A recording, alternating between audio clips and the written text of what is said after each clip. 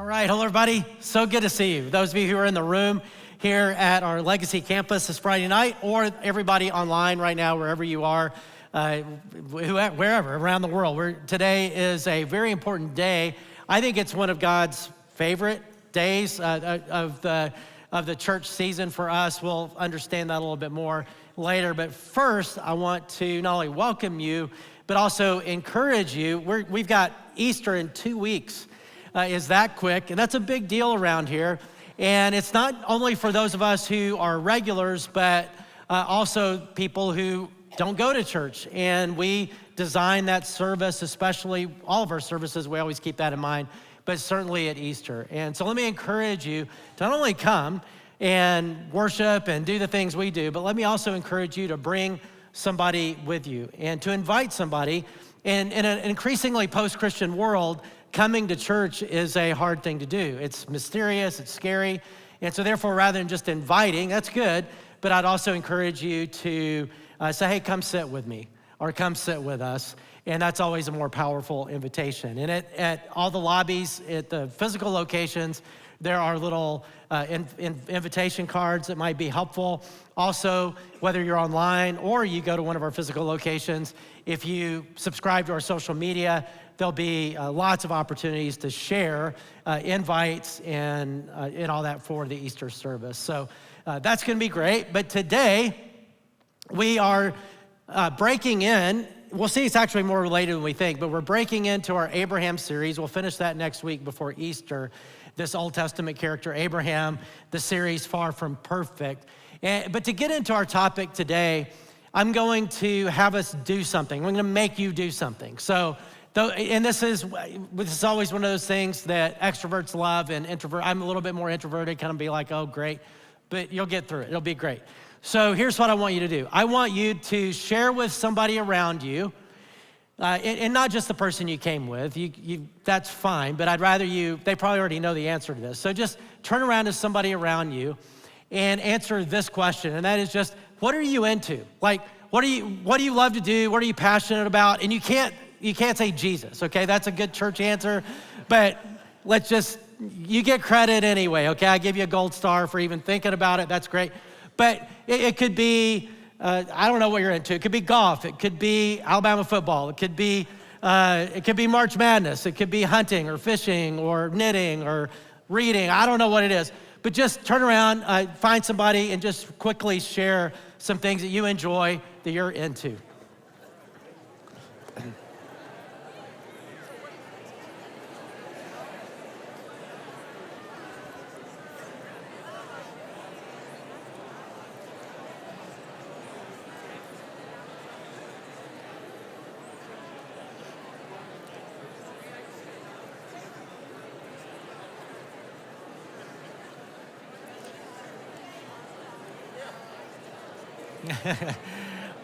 All right, well, thank you. I love the conversation that's going on. Anybody find anything in common that you're both into? That's cool, that's great. Well, if we turn that around to, if God was here, which he is here, but if we could, just talk to him, then, and ask him that same question, how would he answer that question? What are you into? What are you really passionate about? And to get to the answer, I would guess that it might be the same answer that if you ever watch a beauty pageant like Miss America and they ask the beauty contestant, the Miss whoever, they ask, what are you most passionate about? And what's the answer? World peace, right? And we kind of laugh about that. Oh, that's funny, world peace. But I think if somebody put a microphone there, I wouldn't be surprised if he didn't say that exact thing, world peace, that he's passionate about, because that's what he is into. That is what he is doing. The biblical word for that, the Old Testament word, is shalom. And what shalom is what Jesus talked about when he talked about bringing in the good news of his kingdom, is making this broken world a place of shalom, not a place of brokenness. Because God created the world full of shalom, full of peace, full of goodness, full of beauty. But that's not what we experience because of sin. And when mankind chose sin, it ruined shalom.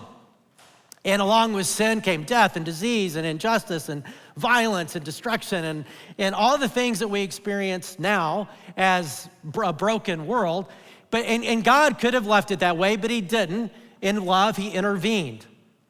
And ultimately, sending Jesus into the world, he intervened. And one day, Jesus will return and he will complete it. But in the meantime, he is ushering in what the New Testament calls his kingdom, life under his rule, the way it was meant to be. What the Old Testament concept of shalom, that is what God is up to, making this world right again. Now, but when you look at this world, it seems like there's not a lot of shalom to go around, at least at first glance, right? There's a lot of need, and there's a lot of poverty, and there's a lot of violence, and there's a lot of injustice, and a lot of unfairness, and a lot of disparity, and a lot of, it's not good, right? There's a lot of brokenness out there.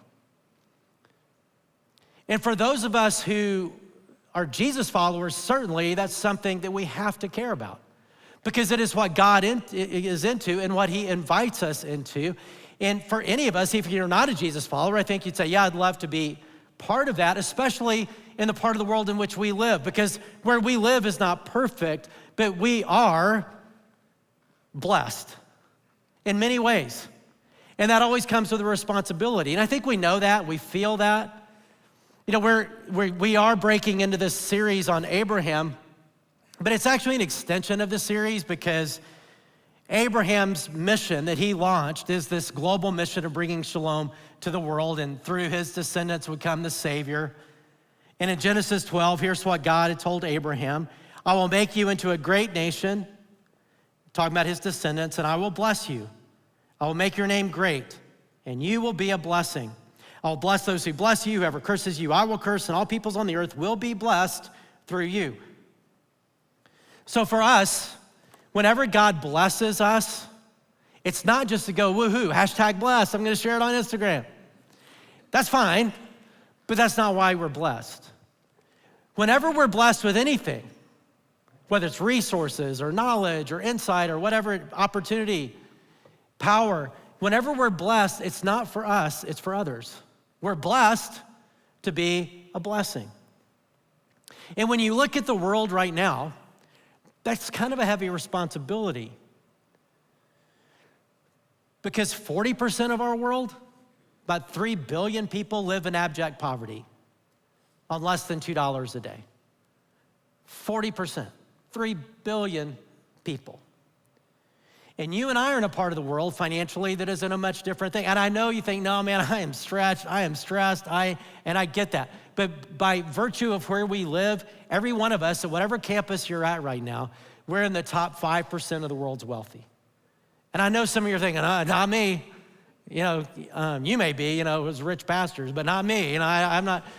But no, it's just by virtue of where we live. We're in the top 5% of the world's wealthy. In a lot of ways, we live in Disneyland. I know it's hard. I know there's challenges. I understand that. I've lived it. I get it. But that comes with a lot of responsibility. The Bible talks about that. Like in 2 Corinthians, Paul lets us know that God geographically, when he blesses one part of the world who have more, that's what wealthy is in our world, is having more than we absolutely need to survive. That makes us wealthy in world standards.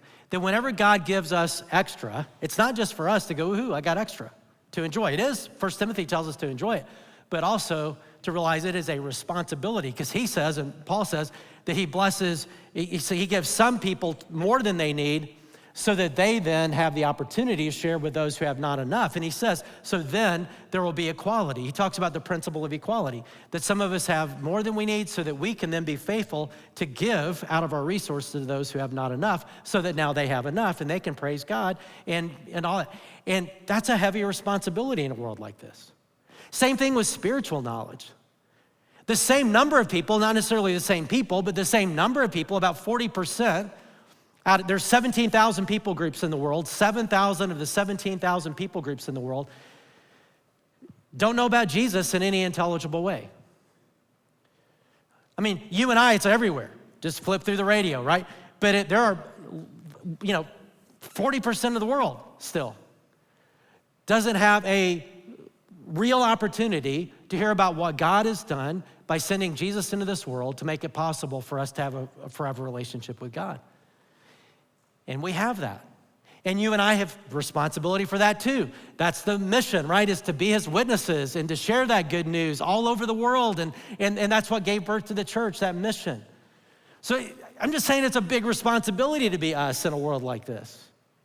So much so that it's, you think, well, what am I gonna do, right? Like when you think about all the needs in the world, and there are a lot, it's like, and I'm supposed to do something, and I'd love to do something, but what do I do? And there's some options. One option is kind of throw our hands up and just say, I don't know what I'm gonna do. I can't do anything. Whatever I do is be a drop in the bucket. It wouldn't even make a difference. So, I wish I could do something. I'm out. I don't know what to do. Like one time, it was my fault. The wreck was my fault because I turned in front of somebody. I was 16 years old, brand new driver. But all I remember is the lady that hit me, her hands were up in the air like this. She's like, not on the steering wheel. And bam, hit me. And it's easy just to go, I can't do anything about it. I'm about to, here we go. So that's one option. Another option is to do something little. And that's a good thing. That's not a bad thing. Like, there's all these things like Tom's shoes or Bombas socks or what you think, I can do that. Like some people are like, I'm really good at buying shoes. Like that's a spiritual gift. Like I can, I'm not that person, but there's a lot of people like, I'm really good at buying shoes. I can do that. So if I'm gonna buy shoes, I'll go buy Tom's shoes and they'll give one away to somebody who doesn't have shoes and I make a difference or whatever. And that's good. That's not a bad thing. And yet we kind of have a sense of, well, I guess, that's okay, but I don't feel like I'm really rocking the world. Another thing we can do, which happens a lot with really good motives, is we can do counterproductive things.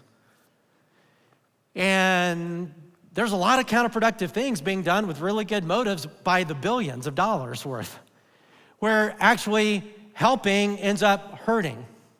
There's a book called that, When Helping Hurts. It's a really good book because I don't have time. If you're curious with examples of that, because I don't have time to share them, read that book and you think, man, there's so many instances where billions of dollars, just throwing money at problems has unintended consequences that actually can make things worse and not better in the long run, and who wants to do that?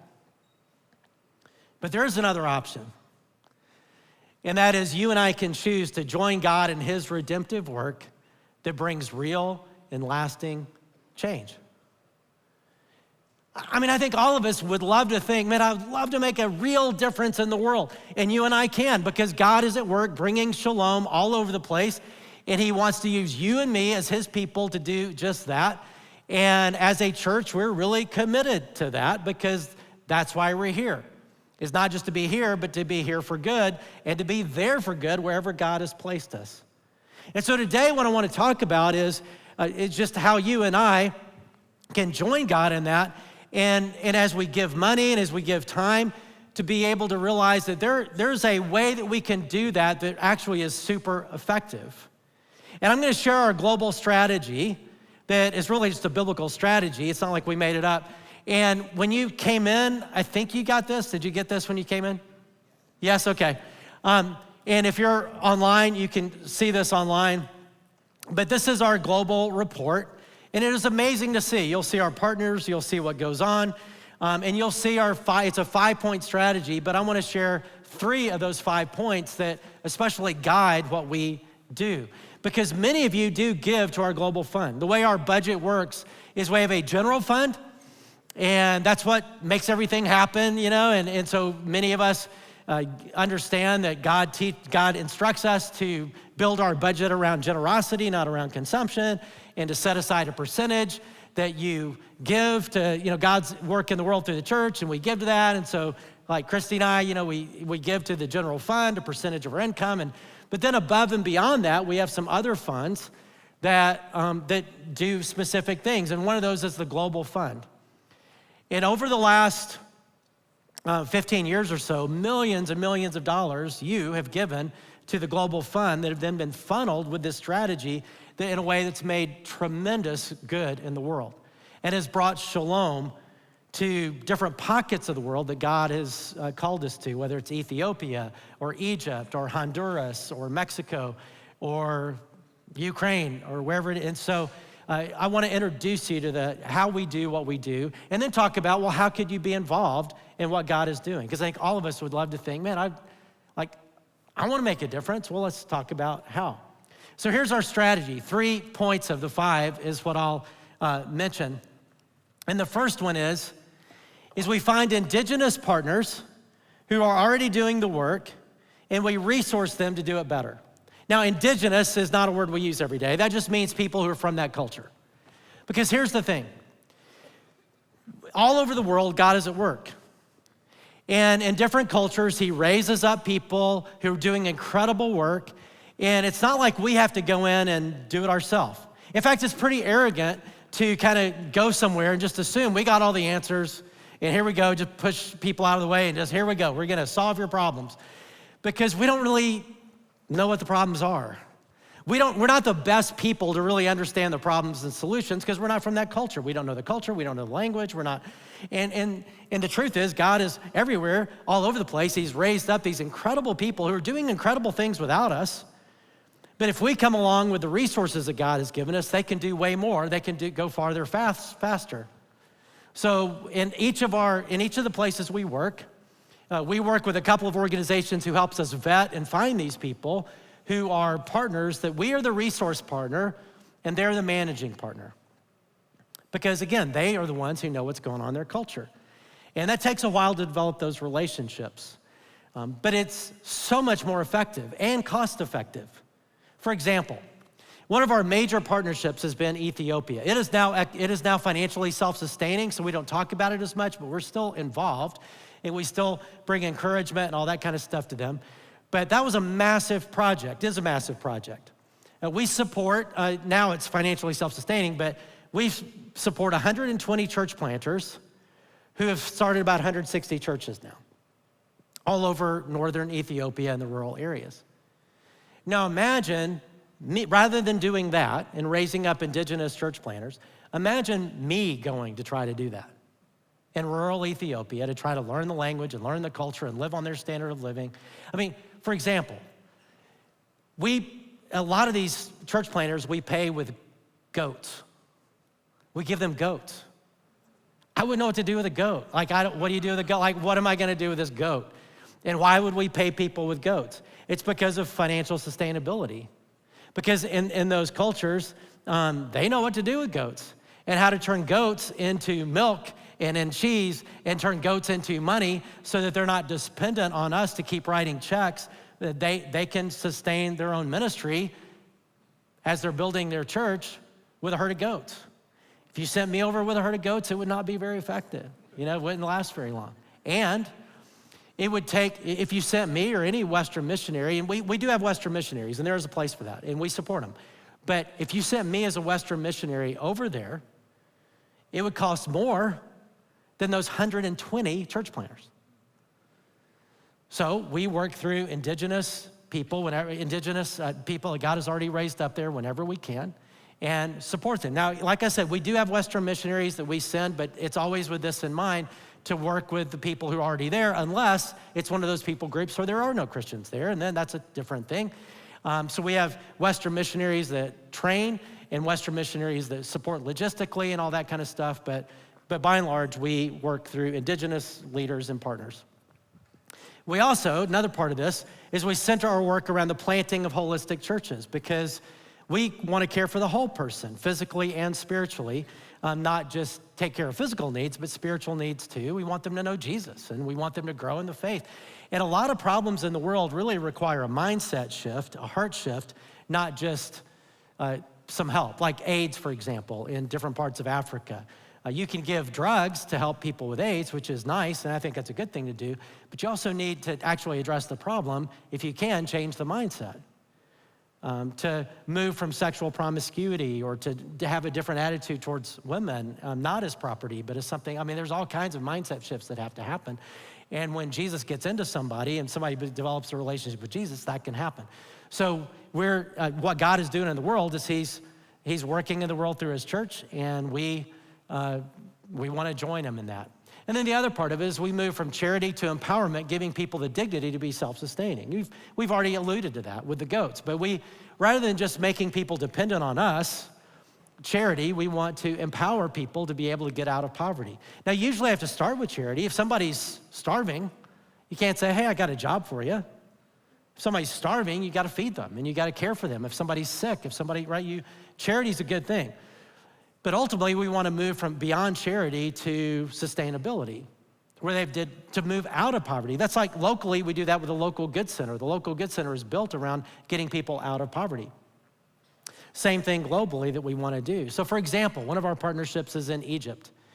And I can't introduce you to our partners because it's a Muslim country where Christians are persecuted, and we're not gonna put a target on them by putting this out on the internet and online church. So I can't talk to you about those two partners, but I can talk to you about and it's introduced some of the things that happen in Egypt.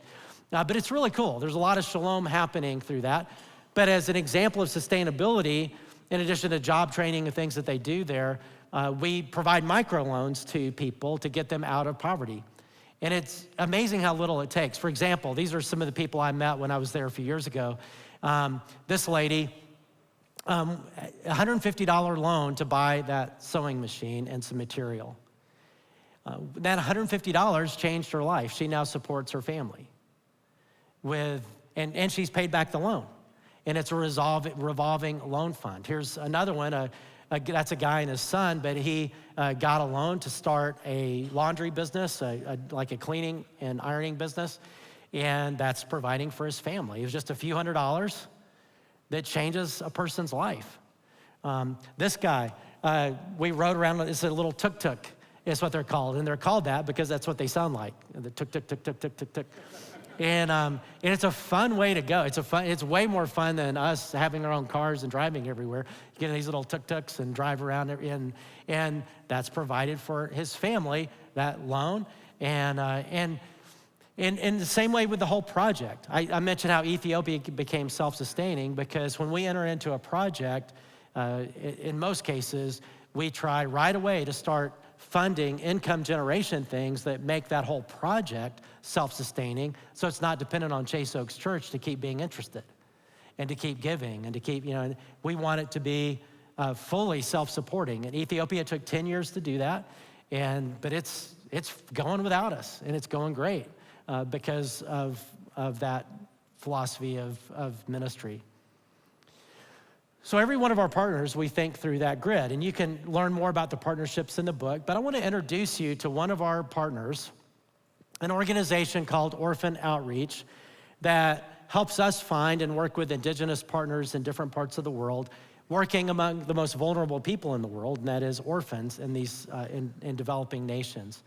And Ray Diaz, I'll introduce you to. We're about to see, I was able to sit down with him and do a video. He is a Chase Oaker, which is cool, and a leader here, and is doing a great job there. And so to be introduced to that partnership, which is one of our mission opportunities, short-term opportunities, let's watch the screens. Well, I am here with Ray Diaz, who is the CEO of an incredible organization that we as a church have the opportunity to partner with, and that is Orphan Outreach. Ray, thanks so much for being a partner, being part of our church, and hanging with us just a little bit. No problem. So you're aware of our mission philosophy as a church, kind of our strategy that as much as possible we try to come around indigenous leaders, people who are already there, and we get to come as a resource partner, that we work through local churches, holistic local churches as much as possible as well, already there to make them the hero, not necessarily us. And so with all those different philosophies of ministry, we also try to make them self-sustaining, not dependent on us over time. You've thought so deeply about mission. Just react to that a little bit. Yeah, I love the way we say that at Chase Oaks, because the truth of it is that God's already at work all around the world. He's working right now, doing miraculous stuff everywhere. So I feel like our responsibility, our job, is to find out where is God working and then plug in alongside, work alongside, or partner in our sense. So for us, that looks like partnering with national leaders, indigenous leaders, and helping them go further, faster, whether that's the local church, whether that's a ministry in these impoverished regions. And we see ourselves as, when we come alongside, we don't want to reinvent the wheel. We want to add gas to the fire that's already there. So we've seen this play out so many different times around the world where we go to this place, we've never even heard of it until we get there. And when we get there, we find this incredible saint doing incredible work, and we're like, let's just partner with this person. Well, I've gotten to see it up close, and it is amazing how you guys do what you do. So introduce us to Orphan Outreach, to the organization and what you do and where you do what you do. Yeah. So Orphan Outreach is a Christian ministry, and we work in 9 different countries around the world, and our mission is to serve orphaned and vulnerable children. And our goal is to have a significant long-term impact in the lives of these children, equipping them to be Christian leaders in their community. So that's a mouthful. Let me paint a picture of what that looks like. Sure. One of the things I do when I travel around the world is I ask children a simple question: what do you want to be when you grow up? And I hear the typical doctor, teacher, lawyer, soccer player, something, right? Here it's influencer. Right, influencer, YouTuber, That's right. it gets around. And I never thought about that question until I had my own 2 kids, and they were asked that question. And my son responded, I want to be a robot maker because of Iron Man. And I was like, oof, that's going to be tough. But engineering, I have connections, we can get him to a good school, we can make it happen. But really, that question highlights the gap between current realities and future hopes and dreams. And for my children, that gap is real, but it's not insurmountable because my kids have parents, grandparents, uncles and aunts that are going to stand in the gap for them and form a bridge to help my kids reach their hopes and dreams. For the children that we work with around the world, that gap between reality and future hopes and dreams is like the Grand Canyon. It's immense. And in most cases, it's impossible to cross. So for these kids, they have simple things. I want to be in a family that loves me, that cares for me. I want to live in a safe home. I want to go to school, any school. I want food on a daily basis, clean water, medicine. So that gap between their reality and their future hopes and dreams, in most cases, they're never going to cross unless something happens, unless God intervenes in a real way. But that's what God's doing, and he's doing that all around the world. And that's where Orphan Outreach comes in. We can come in and be a bridge for these kids. We can walk alongside them, wrap our arms around them, provide education, provide support, counseling, spiritual formation to help them get to their future hopes and dreams. And that might mean we're strengthening their family. It might mean we're putting them in a family. It might mean we're reintegrating them. It might mean a bunch of different ways, but that's what we do. We try to help kids get from where their current reality is, a cycle that's vicious, that they're stuck in, into a future that is restored, that God's planned for their lives. Yeah, as much as I love hearing it, I know God is like cheering, right now, because we know his heartbeat for the vulnerable, the orphan and the widow, and without intervention, it's not going to go well for these kids. There's nowhere for them to go, nothing for them to do, and it's beautiful to see it. And I got to see it in your work and that we get to partner with in Honduras last year, and it was amazing. I was astounded by it. Talk a little bit about, help us get a picture for, because I think in our minds we just think, oh, it's an orphanage and there's a bunch of kids there and you feed them. Right. But it's so much more than that. Yeah. So I love Honduras. I lived there for many years. It has a special place in my heart. And living there, I got to see firsthand that their child protection system is broken for various reasons. We don't need to get into that right now. But that means there are about 8,000 to 9,000 children in orphanages all around the country. And most of those children, the majority, have families. But the system is so broken that there's a disconnect that's happening. So an example, you met the young man who his parents got in a car accident when he was a baby, and they were separated at the hospital, and the parents were told, your son is dead. So they buried an empty coffin. And then 15 years later, through the work of our staff, we were able to find that family and say, your son's alive, and he's been in our home for 15 years. And to see that family reintegrate is just beautiful.